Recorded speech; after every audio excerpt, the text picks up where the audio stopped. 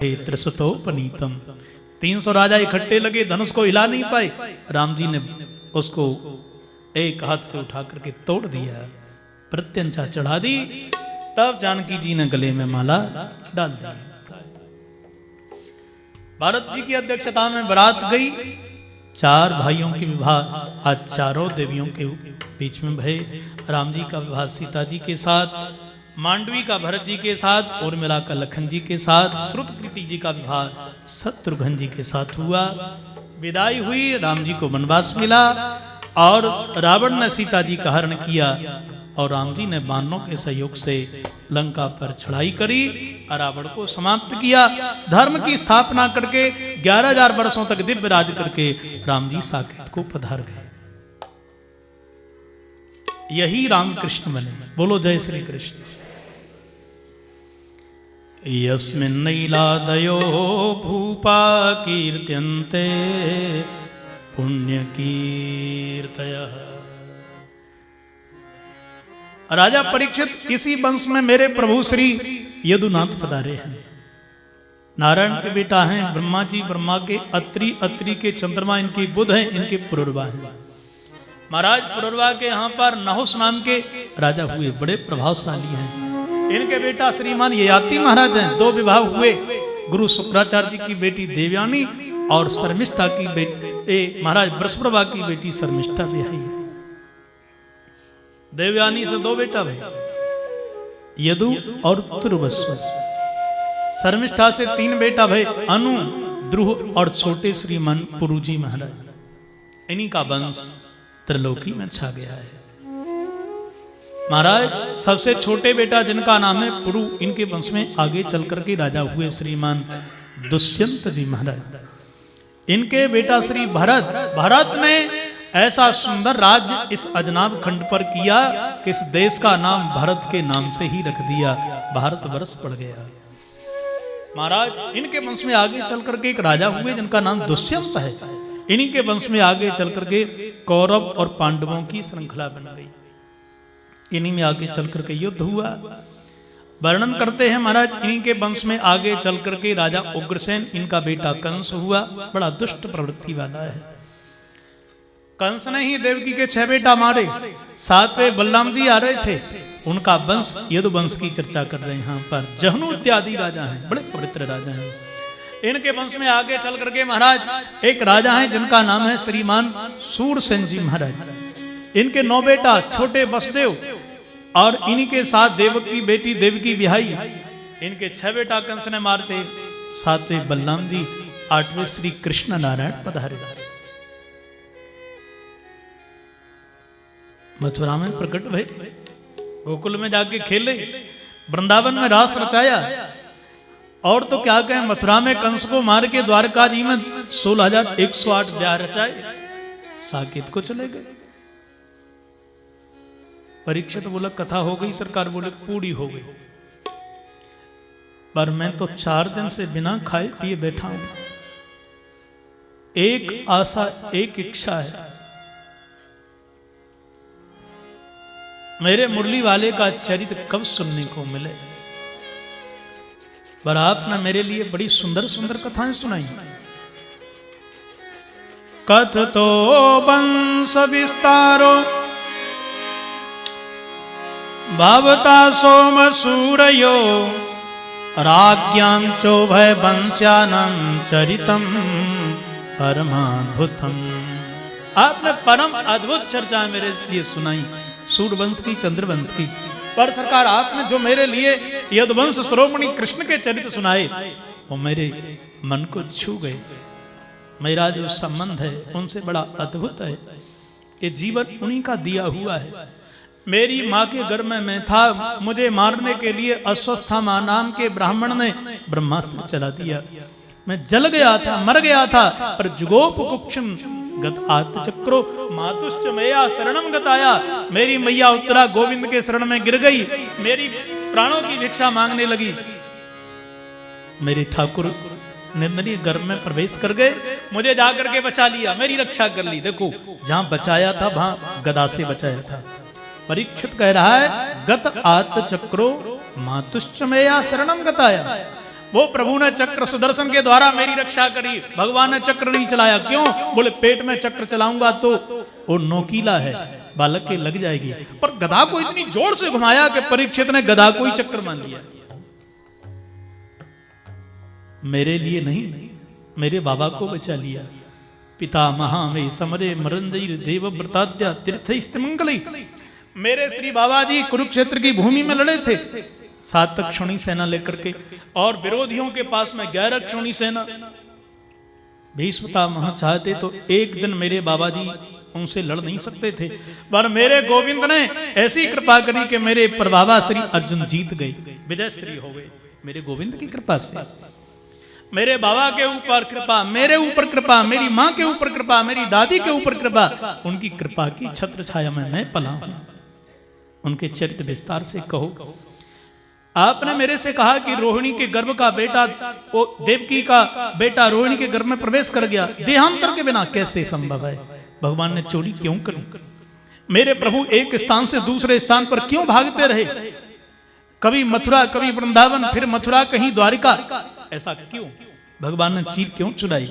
भगवान ने अनेक विभाग क्यों किए? जो मैंने पूछा वो बताइए, नहीं पूछ पाया वो भी बताइएगा।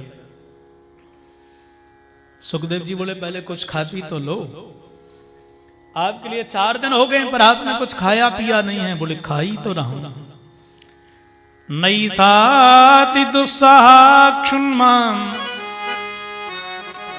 त्यक्तोदमपि बाधते पिबन्तं त्वन्मुखाम्भोजच्युतं हरिकथामृतम्।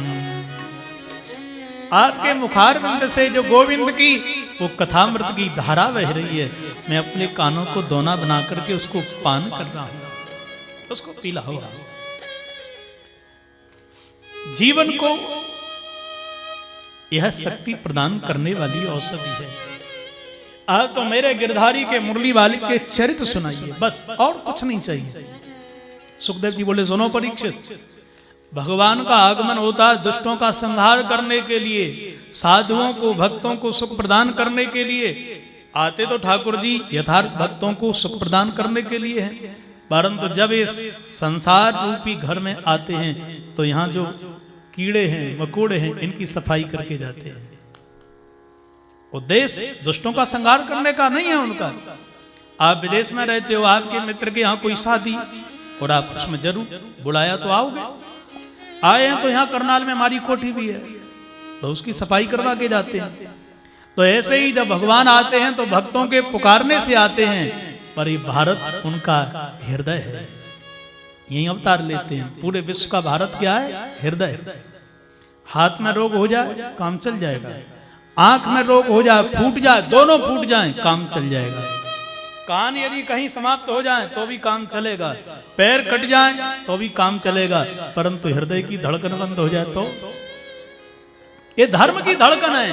भारतवर्ष एक हृदय है। भगवान अमेरिका में कभी अवतरित नहीं होते, जापान में कभी नहीं अवतरित हुए, भारतवर्ष में हुए। क्यों? बोले यहाँ से धर्म का संचार होता है, भारत धर्म की धड़कन है। यदि कहीं धर्म की धड़कन बंद हो गई तो प्रलय हो जाएगा, फिर मेरा आगमन किस काम का? इसलिए भारत में आते हैं। आक्रांता भूरि भारेण ब्रह्मांडं शरणं ययौ। धरती पर असुरों की संख्या ज्यादा हो गई, धरती घबरा गई, गौ का रूप धारण करके ब्रह्मा जी की शरण में पहुंच गई।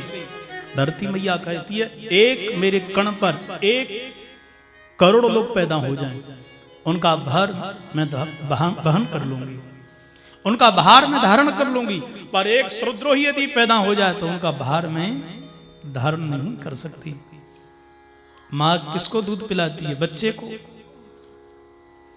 धरती मैया कहती है मैं उसकी माँ हूं जो मेरे श्री राम जी का, श्याम जी का भक्त है, वो मेरा बेटा है, मैं उसको खिलाती हूं, पैदा करके देती हूं। पर जो मेरे श्याम का नहीं, मेरे राम का नहीं, वो मेरा नहीं, मैं उसके कारण घबरा जाती हूं। सज्जनों, एक माँ का बच्चा बीमार हो जाए और यदि कहीं वो गांव में हो, डॉक्टर कहे कि जल्दी से जल्दी शहर ले जाओ, वाहन कोई ना हो, माँ उस बच्चे को उठाएगी, दौड़ती चली जाएगी। बरसी माँ के गले में उतना ही पत्थर लटका दीजिए, कहिए थोड़ा 1 किलोमीटर चल के दिखाओ, वो चलेगी क्या? नहीं चल सकती है।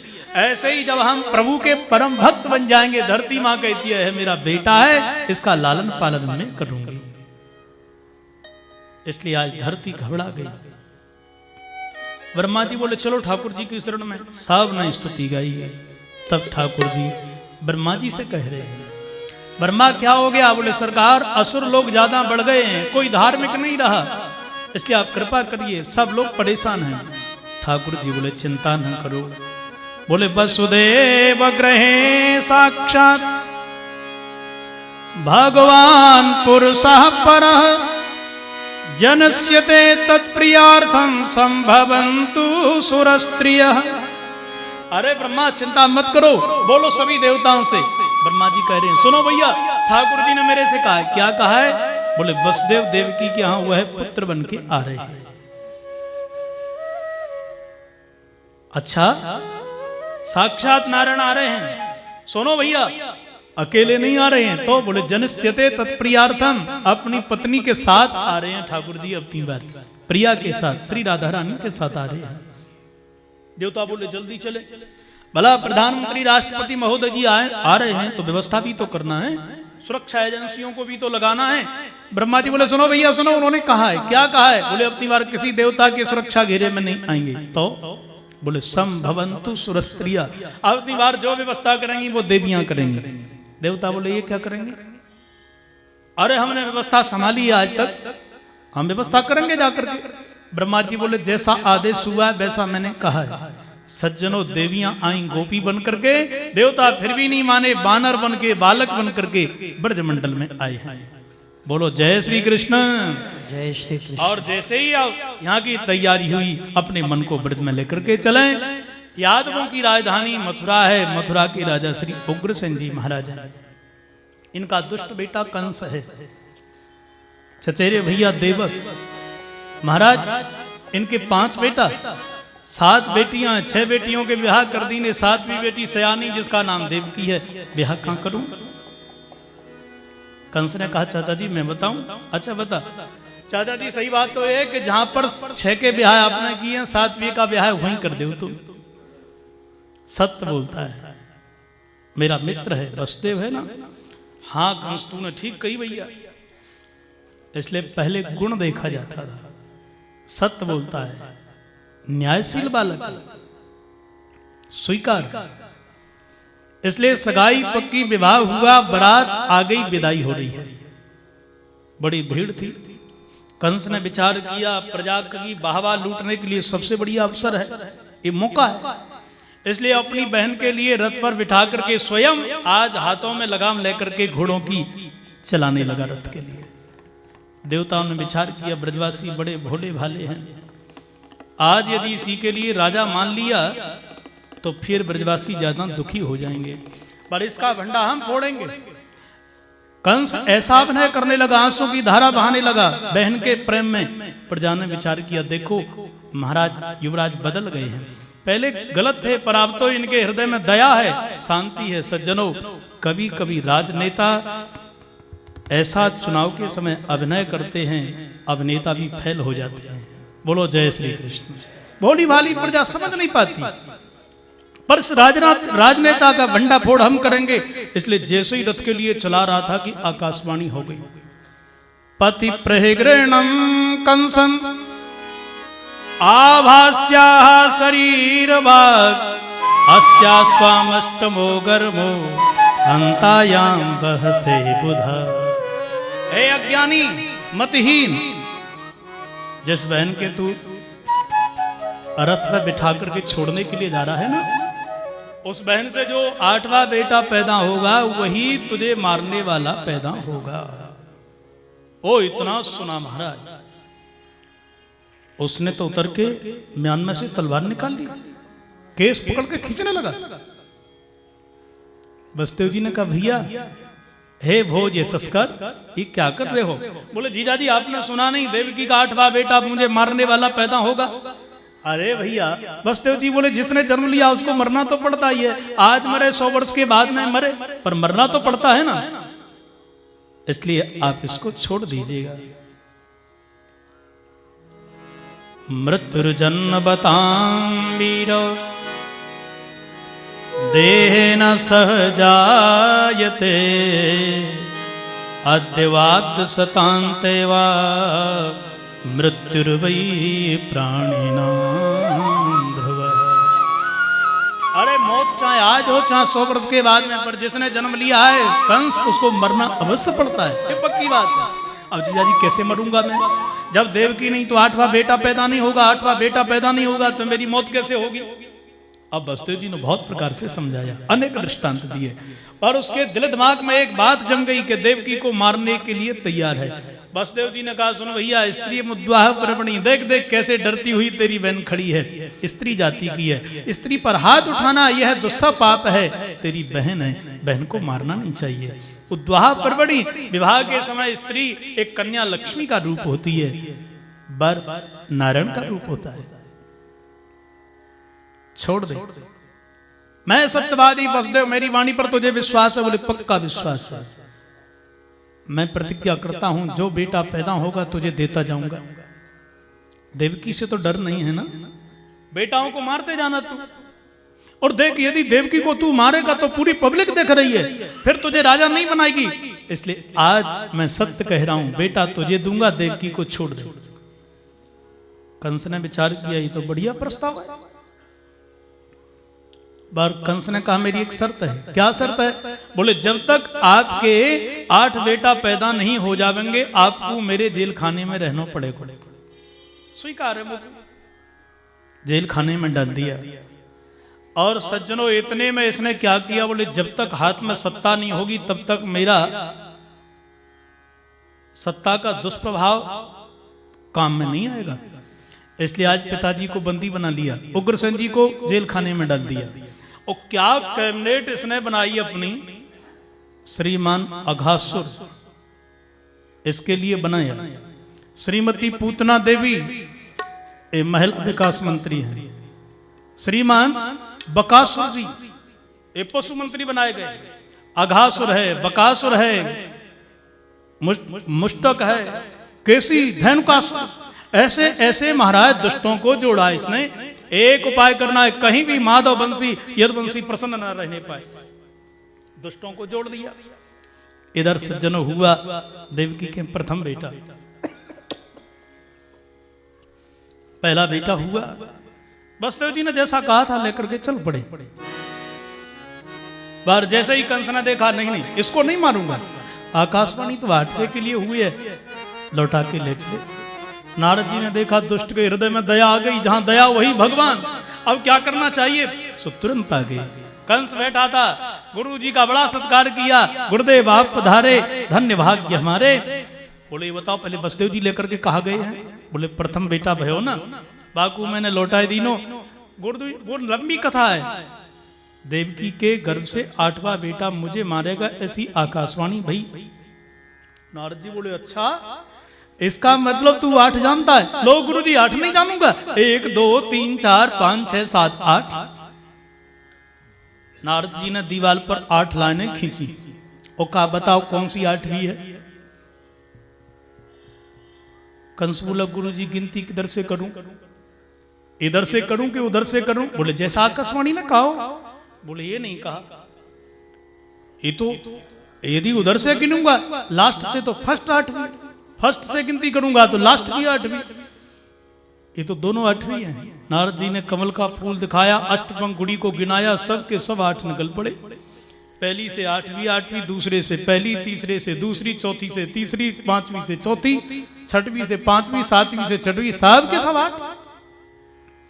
गुरु जी इसको मार दो, राम राम राम, मारने जीने की बात हम नहीं करते, आग लगा के चले गए। बोलो राधे राधे। आग लगा ही गए, प्रस्थान कर गए। कीर्तवंत पहले बेटा का नाम है, बुला लिया।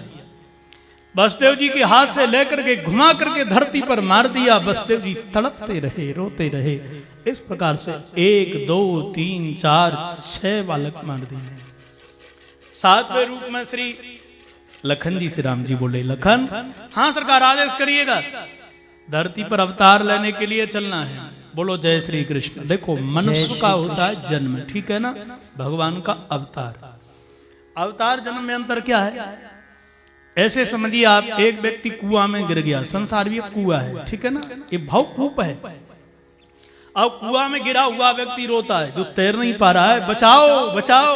और जो व्यक्ति कुआं में तैरना जानता है, उसने आकर के तुरंत कहा भैया चिंता मत कर, अभी आया मैं, और कमर से रस्सी बांध करके उतरने लगा। एक रो रहा है, तड़प रहा है, दूसरा बचाने के लिए जा रहा है। कुआं में दोनों जा रहे हैं, पर जाने वाले को इसको कोई भय नहीं है, इसलिए उतरने का, अवतरण, उतरने का।